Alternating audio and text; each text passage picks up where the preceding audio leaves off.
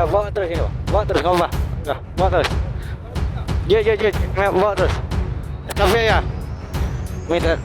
Kawasan objek wisata Pantai Longa, Kecamatan Longa, Kabupaten Aceh Besar, Minggu 16 Agustus 2020 menambah daftar orang meninggal dunia akibat terseret arus.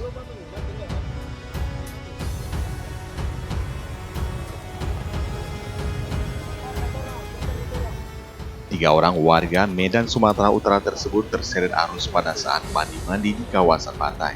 Dari ketiga orang, Harto Mulyo, umur 20 tahun, beralamat Sumatera Utara, meninggal dunia, sedangkan dua rekannya, Mzias 17 tahun dan Agus 17 tahun, keduanya selamat.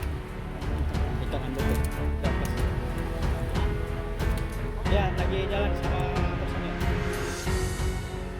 Kepala Kantor Pencarian dan Pertolongan Basarnas Banda Aceh, Budiono, menyampaikan, sekitar pukul 17.40 WIB korban sedang berwisata dan mandi di pantai bersama dua rekannya.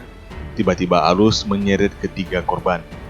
Namun Agus dan Mzias dapat diselamatkan oleh masyarakat.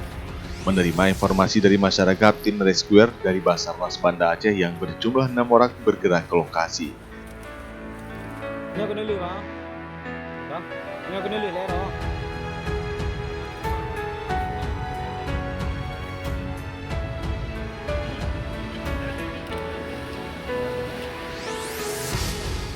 Sekitar pukul 19.40 WIB malam, tim rescuer Basarnas Banda Aceh langsung melakukan pencarian menggunakan satu unit LSR yang dilengkapi alat penerang dengan area pencarian radius 1 km dari lokasi korban tenggelam.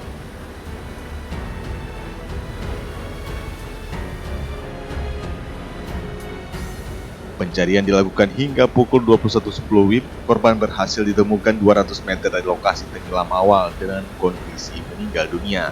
Selanjutnya jenazah korban dievakuasi ke Puskesmas Longa.